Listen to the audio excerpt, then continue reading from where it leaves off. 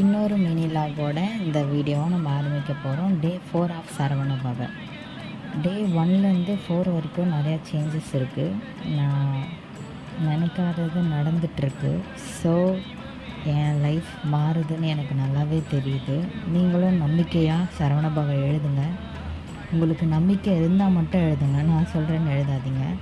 முருகர் எல்லாத்தையுமே மாற்றி கொடுப்பாருன்னு சும்மா சொல்லலை, நிஜமாகவே அவன் மாற்றிக்கிட்டு தான் இருக்கார்.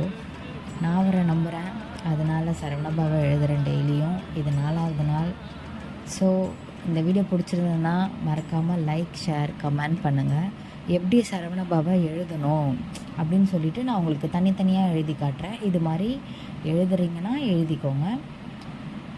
இப்படி தான் எழுதிட்டு இருந்தேன் நான் 6 முறை, அப்புறம் 48 வாட்டியும் எழுதி ஒரு நாளும் நான் என் விஷஸை அவர்கிட்ட சொல்கிறேன். தேங்க்யூ.